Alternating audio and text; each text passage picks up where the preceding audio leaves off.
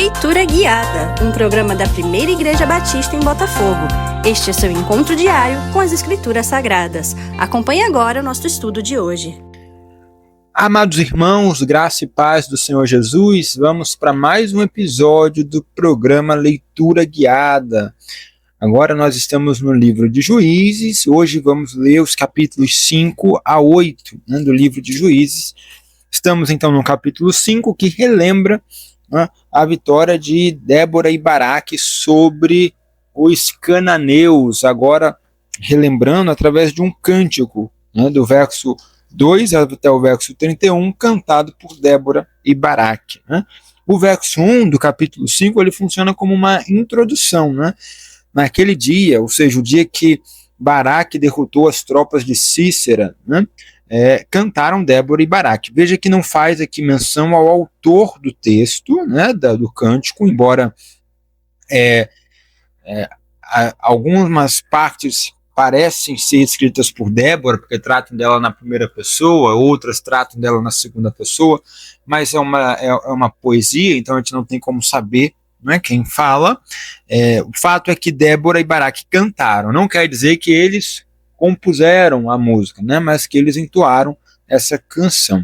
E o cantaram já traz a ideia para a gente de que o texto que se segue não é uma prosa, mas é uma canção, é uma poesia, e vai tratar ali dos acontecimentos que se deram então na guerra entre Israel e os cananeus. Bom, a primeira estrofe vai do verso 2 ao verso 3, que é uma introdução ao cântico. Diz assim: desde que os chefes se puseram à frente de Israel, o povo se ofereceu voluntariamente. Bendizei ao Senhor.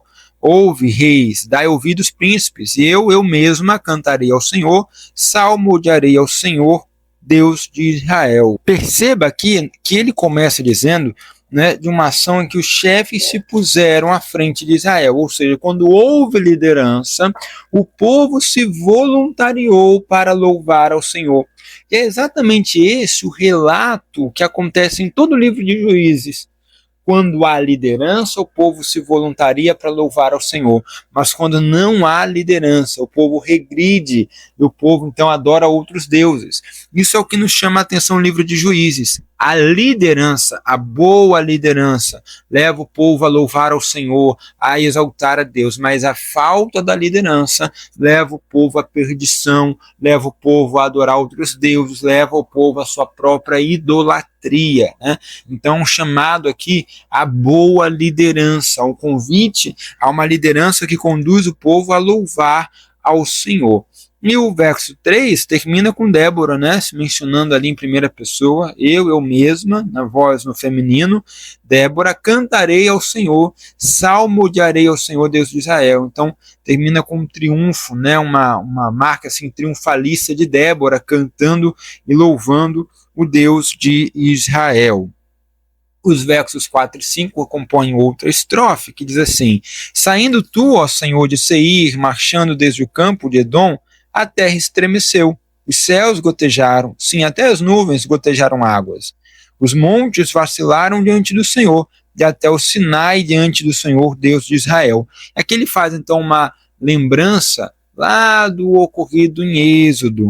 Então, é a ideia de que Deus desceu do Sinai, Deus veio do céu, desceu no Sinai, e dali ele passa a cavalgar ou a marchar para a terra de Canaã de forma triunfante. Então, ela relembra a marcha de Yahvé como um guerreiro indo até Canaã.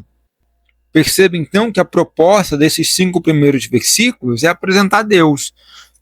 É quando o povo, os líderes, se apresenta, o povo louva a Deus, e esse Deus ele é um guerreiro que veio desde o Sinai, das terras de Edom, marchando, inclusive com a ajuda dos céus que vão gotejando chuvas, vão chovendo, vai chovendo e mostrando a presença de Deus, a chuva aqui como um sinal da presença de Deus, indo até Canaã.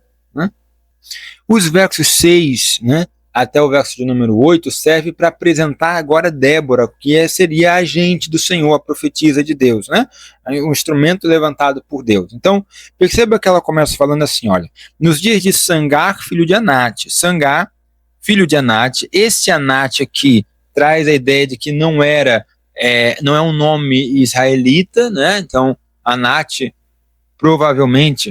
muito provavelmente, Anat designa uma divindade de Canaã. Então, Anat pode ser o nome da cidade, né? Quando diz Sangar, filho de Anat, pode estar fazendo referência a uma cidade na terra de Naftali chamada Bet Anat, ou também era o nome de uma deusa cananeia da guerra, que é a hipótese mais forte, a ideia de que Sangar não era de fato alguém da região de Israel, do povo de Israel, mas era alguém de fora que veio,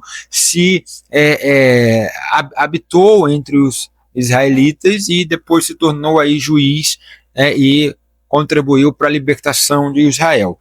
Então, porque ele fala de Sangar e fala de Jael. Jael também lá da família do sogro de Moisés, dos queneus. Então, Débora está citando aqui, se é ela que está falando, a princípio sim, né? Ela está citando dois estrangeiros, Sangar e Jael, um homem e uma mulher estrangeiras, né, que não são de Israel, para designar a falta de liderança, que vai culminar lá no verso de número 7, veja, ficaram desertas as aldeias em Israel. Desertas de quê? Desertas de líderes, desertas de pessoas que tomassem a frente, que fossem para a batalha, até que ela, Débora, se levanta como mãe em Israel, ou seja, na ausência de líderes, vindo líderes de fora, Israel é um deserto de pessoas que queiram tomar a liderança, que sejam fiéis a Deus. Nessa ausência inteira de líderes e de o povo se perdendo, Débora é quem se levanta como profetisa e como mãe em Israel. O verso 8, onde está assim, escolheram-se deuses novos, né?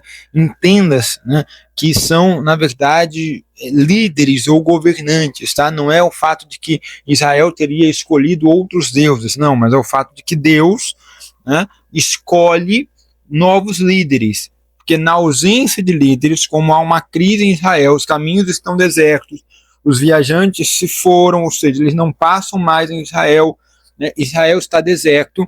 Nesta crise que está acontecendo, Deus levanta novos governantes, que são, no caso aqui, Débora e Baraque, tá? Débora e Baraque são os governantes escolhidos por Deus para ir à guerra. Veja, a guerra estava às portas, né? Não se via escudo nem lança entre 40 mil em Israel, ou seja, não havia gente para lutar. Havia uma covardia, um temor, incredulidade. E aí, na falta da coragem para liderar, na falta de pessoas que tenham coragem para liderar o povo, na covardia e no temor do povo, surgem dois novos líderes, que são Débora e Baraque, né?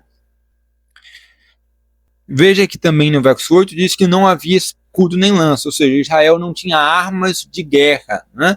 Israel era uma nação nômade, né, que para ali em Canaã, mas não era um exército, tá?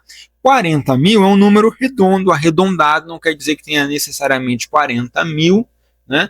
Mas a ideia de que havia um grupo ali grande de homens que foram chamados para a guerra, né? Mas ao mesmo tempo não tinham armas de guerra, porque estavam numa condição precária. Provavelmente, né, os cananeus que dominavam sobre Israel fez com que eles entregassem todas as suas armas de guerra para os cananeus.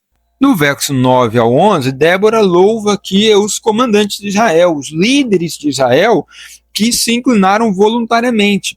Mas veja, eles se inclinam voluntariamente, né? O coração delas se inclina para os comandantes que voluntariamente se ofereceram entre o povo. Então, eles se oferecem entre o povo, mas só quando Débora se levanta como profetisa. Então, na ausência de lideranças, né, na crise da liderança, Débora se levanta. E quando Débora se levanta, os demais líderes de Israel, então, ganham confiança e se levantam junto com ela. E aí ela vai louvar esses líderes que acolheram a missão de Débora, que a reconheceram como profetisa e deram a ela a primazia, a liderança de Israel, né? E acreditaram ali na sua liderança. Agora nós temos do verso 11, lá no finalzinho do verso 11, então o povo do Senhor pôde descer ao seu lar, até o verso 18, uma parte já fechada, uma porção fechada, né? Uma nova estrofe. que vai agora aumentar assim, o clímax da canção, né? Então diz assim: desperta, Débora, desperta, desperta, acorda, entoa um cântico, levanta-te, Baraque, leva presos que te prenderam, tu, filho de Abinoão. Então no verso 12 nós temos o chamado, né? O chamado para os dois líderes, Débora e Baraque. Débora, o despertar de Débora é um convite para a ação, né? É o acordar, não de um sono, mas de um estado de inatividade, um estado de covardia, onde o povo de Israel, em que o povo de Israel se encontrava. Então Débora é chamada a despertar, ou seja, é a primeira dentre os líderes que se levanta para agir, a convocar o povo, a acordar, não só ela, mas também todo o povo de Israel para a guerra. Então Débora desperta, faz um cântico ali, entrou um cântico no sentido de chamamento, ela anuncia o povo, chama o povo, ela desperta o povo através de um cântico para a ação, e enquanto levanta-te, Baraque traz a ideia muito mais de uma ação militar, né? Baraque era o comandante, então veja que ele vai levantar-se e levar presos que prenderam, ou seja, enquanto Débora se desperta para a ação, despertar o entendimento das pessoas, despertar o ânimo, o estado psicológico e emocional dos homens de Israel, Baraque ele se levanta enquanto um militar. A parte militar marcial é dada aqui a Baraque, né? Bom, no verso 14 em diante vai falar dos voluntários, né? Aqueles que se... Aliás, o 14 em diante não, o verso 14 e 15 vai falar dos voluntários, né?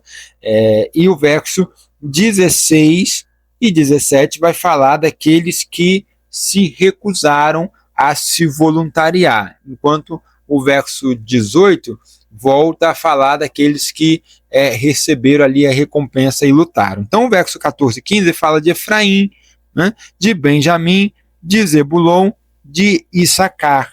Veja que de Efraim diz que desceram guerreiros, né?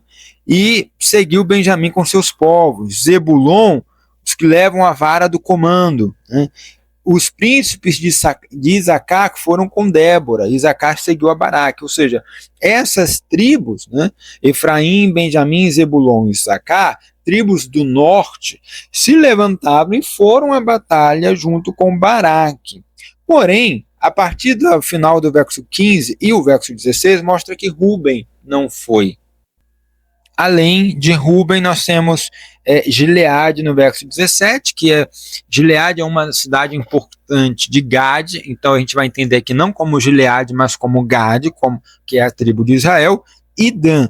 Ruben, Gileade, Ruben, Gade e Dan são as tribos que não foram lutar, ou seja, isso mostra para a gente o quê? Não havia uma união real entre o povo de Israel. Algumas tribos, a gente destaca aqui, né, Efraim, Benjamim, Zebulon, Isacar, no verso 18 também inclui Naftali, ou seja, 5 tribos, né, elas lutaram em prol de Israel. Mas outras tribos, que a gente tem aqui, Ruben, Gad, Dan e Aser, ou Aser, né, 4 tribos não foram à luta, não se uniram aos seus irmãos. Isso já mostra para a gente que Israel não tinha uma comunhão, não era um grupo coeso, havia divergências entre eles, haviam interesses diversos, o que levaria também ao enfraquecimento dessa nação, ao enfraquecimento de Israel, né? No verso 18, a gente tem então a menção a Zebulon e Naftali como aqueles que receberam recompensas. Veja, Zebulon é povo que expôs a sua vida à morte, como também Naftali nas alturas do campo, né? Eles se entregaram, mostra a entrega deles para essa batalha, colocando inclusive a sua vida em risco. Qual é que é a recompensa de Zebulon e Naftali? É ser homenageado aqui no Cântico de Débora, tá?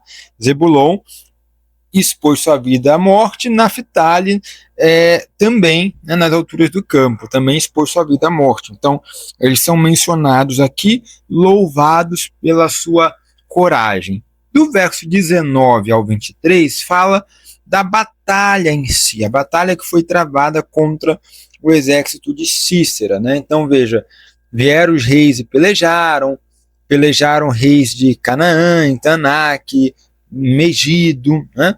Porém não levaram nenhum despojo de prata.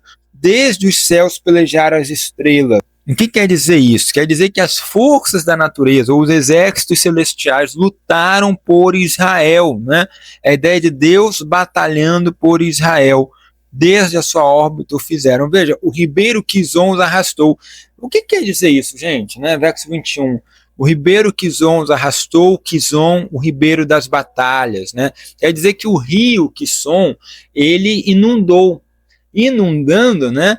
Ele acaba por submergir, fazer com que o povo, os soldados de Cícera morressem afogados, como na travessia do Mar Vermelho, em que os soldados do faraó morreram ali afogados no meio do Mar Vermelho. Então acontece aqui a mesma coisa, né? Por isso fala da órbita e das estrelas como a ideia de que esses astros influenciam o nível das águas, né?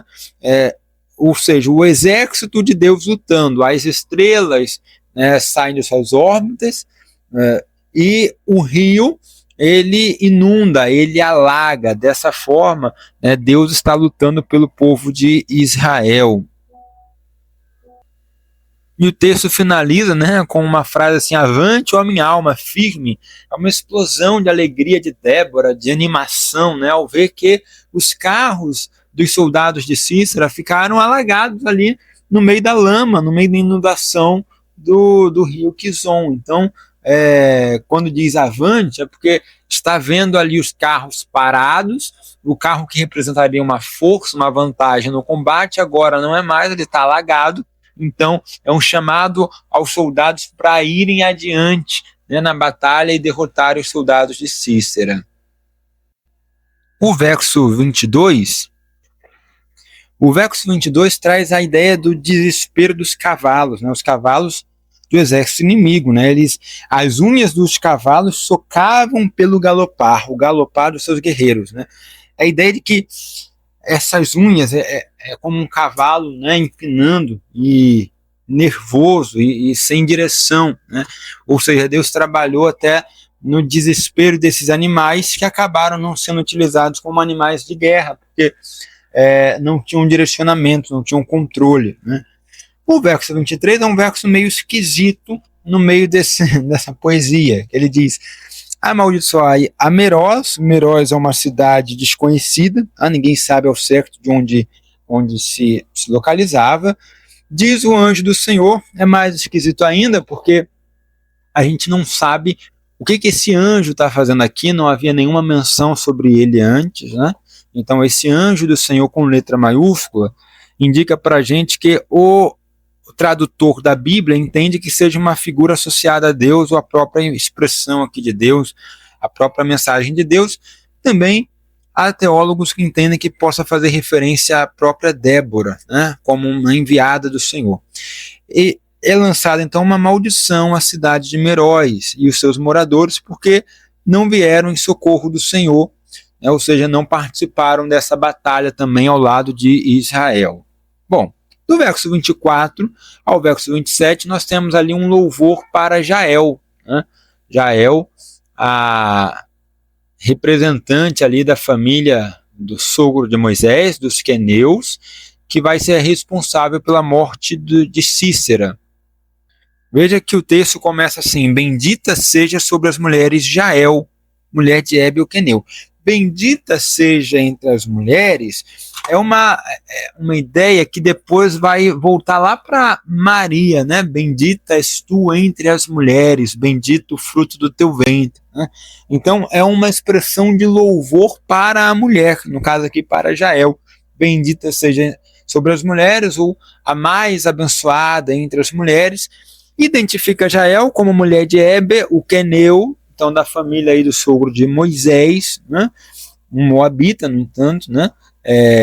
Bendita seja sobre as mulheres que vivem em tendas. Então a guerra, ela sai, né, das terras, das montanhas do Monte Tabor, e se volta ali para a tenda de Jael, onde vai acontecer o fato principal, ou seja, o mundo lá fora está pegando fogo, mas é dentro da tenda de Jael, dentro da casa dela, que a guerra se desenrola. No verso 25, ele pede água, Sísera entra na tenda de Jael, pede água, né, e ela dá leite em taça de príncipes. Isso é importante porque, irmãos, quando Sísera entra na tenda de Jael e pede água, ele é o autor da ação, ele é o protagonista. Mas quando ela troca água por leite, ela se coloca como a protagonista. Então, o protagonismo sai de um homem para a mulher. Ela deliberadamente muda a ação, ao invés de dar água, de seguir o plano dele. Então, ao invés de seguir uma submissão feminina, ela se coloca como protagonista. Ela escolhe dar leite, uma decisão dela. Em taças de príncipe, outra decisão dela, trocando ao pedido dele por um desejo dela. Ela se coloca à frente, liderando, né, como protagonista desse evento. Busca a estaca no verso 26, né? Busca a estaca e dá um golpe em Sísera, rachando a cabeça e traspassando a fonte, né?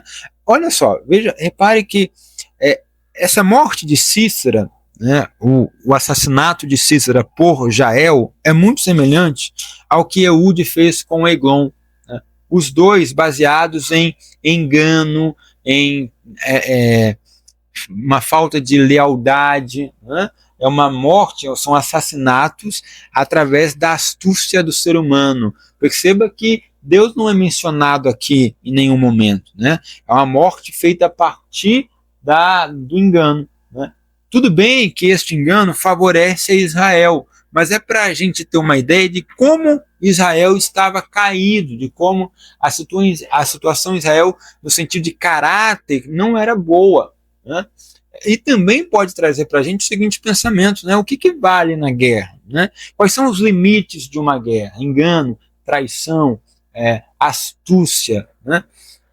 Isso tudo está existindo aqui nesse contexto de um Israel idólatra, que agora pede perdão a Deus, que recebe o seu livramento, mas recebe o seu livramento em condições não de correção moral, né? Recebe o seu livramento em Deus, com Deus agindo mesmo nos líderes e nas pessoas com um caráter duvidoso, né? Para entender que o povo de Israel não estava completamente curado, não estava completamente arrependido dos seus pecados. E nós temos no versículo 27, então, a humilhação final de Sísera, né? Ele ali aos pés de Jael, encurvado, estirado ali, morto, né? Bom, no verso 28 até o verso de número 30, nós temos a imagem da mãe de Sísera, mãe do comandante dos cananeus, esperando uma recompensa, mas ela espera em vão, né? Veja que ela está na janela, a mãe de Sísera olhava pela janela e exclamava pela grade, porque tarda em vir o seu carro, ou seja, aquela preocupação de mãe, onde estará o meu filho, né? E aí as mulheres sábias vão até ela e dizem para ela que demoraria realmente para repartir os despojos da guerra, ou seja, era natural a demora, porque de fato os cananeus iriam ganhar, a batalha seria fácil, e eles então estavam separando os despojos, né, os tesouros que tinham de Israel, para dividir entre as mulheres, inclusive a esposa de Sísera. Então veja que essas mulheres sábias dos cananeus, elas têm certeza da vitória dos cananeus sobre Israel. Quando traz aqui a mãe de Sísera, né, como mãe do comandante da tropa inimiga, ele faz um paralelo com a imagem de Débora, lá no verso 7. Débora se levanta por mãe de Israel. Débora se levanta tal como a mãe de Baraque.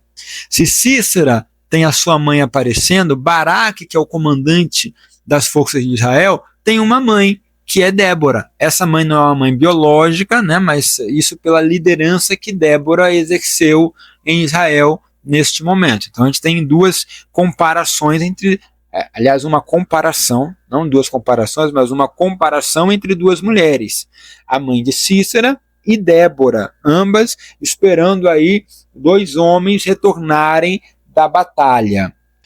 Agora nós temos aqui no verso 30 uma fala importante, veja, a mãe de Cícera, respondendo assim, ó, porventura não achariam e repartiriam os despojos, ou seja, eles não repartiriam os tesouros da guerra? Que tesouros são esses? Aí ela vai listar em ordem crescente, né, do maior para o menor, veja, ou melhor, em ordem decrescente, né, do maior para o menor. Então ela tem ali 1 ou 2 moças a cada homem.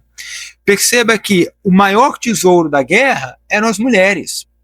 Aqui no hebraico, né, na expressão hebraica, não é nem moça, é porque se na sua Bíblia está traduzido como moça, é um termo suavizado.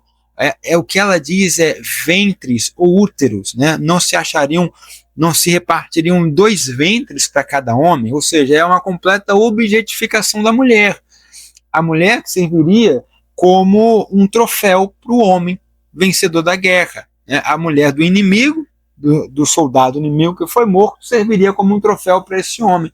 2 úteros para que eles, ou ventres, para que eles se satisfizessem apenas como um objeto a mulher como um objeto de satisfação sexual desse homem vencedor da batalha. Isso traz para a gente uma ideia de desumanidade, de crueldade, né, da mãe de Cícera, que mesmo sendo mulher, né, não tem empatia com o destino das outras mulheres nas batalhas, né, que é um destino cruel, né, era uma época cruel para as mulheres, como hoje ainda é, mas naquele tempo ainda muito pior, né, principalmente em guerras. Né, na questão da guerra, quem sofre mais são os mais vulneráveis, no caso as mulheres e as crianças.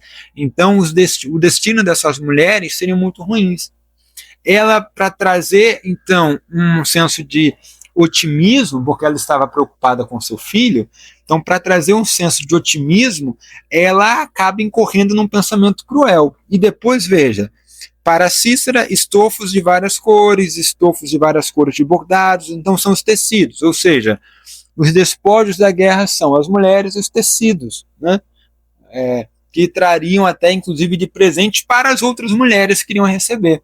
As mulheres dos soldados vencedores. Então, é a ideia de que algumas mulheres são derrotadas e humilhadas e outras mulheres são homenageadas e recebem presentes. Então, enquanto os soldados lutam, aquele soldado que foi humilhado na batalha, essa humilhação também vai alcançar a sua mulher.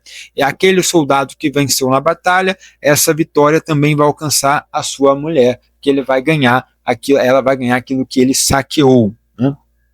O verso 31 é a conclusão, então, do cântico de Débora e Baraque, né, com a oração: assim, ó Senhor, pereçam todos os seus inimigos, porém os que te amam brilham como o sol quando se levanta no seu resplendor, e a terra ficou em paz 40 anos. Veja que aqui nós temos no verso 31, ele vai até a palavra esplendor. Quando chega no esplendor, acaba o cântico, né? E poderia ter até o verso 32 ali, que organizaria melhor o texto, não tem, né? Então o texto acaba no esplendor, com a vitória do povo de Israel, né, para aqueles que amam a Deus, né? Deus, porém os que te amam brilham como o sol, ou seja, aqueles que amam a Deus seriam iluminados, seriam vitoriosos, e a menção ao descanso da terra durante 40 anos. Bem, esse é o cântico de Débora, trazendo um pouquinho da história da luta, da batalha, a homenagem às mulheres. É um cântico que tem uma predominância ali do feminino, da mulher. Fala de Débora se levantando, fala de Jael tomando iniciativa, né, e matando Cícera. Fala da mãe de Cícera, que é mencionada aqui, que não deveria ser mencionada, mas é mencionada porque parte da perspectiva de uma mulher. Então, qual é a preocupação da mãe de um soldado, mencionado aqui? É um texto para falar da liderança feminina em Israel. Tudo bem que essa liderança se deu no vazio, no vácuo de lideranças masculinas que não quiseram exercer essa liderança e levar o povo a confiar em Deus. É fato. Porém, é também um elogio às mulheres que se levantam, que tomam a liderança, que vão à frente e que também são protagonistas na história do povo de Deus. Né? Então, um texto para você, mulher, que está ouvindo essa mensagem, no sentido de que você também tem uma missão, você também tem um protagonismo, você também tem um espaço de liderança. Ainda que, né, em parceria com os homens, mas é um espaço de liderança para as mulheres dentro do povo de Deus. Que Deus abençoe sua vida, nós vamos parar por aqui, né, e depois vamos voltar com outro áudio para falar sobre os capítulos 6, 7 e 8 do livro de Juízes. Um grande abraço e até breve.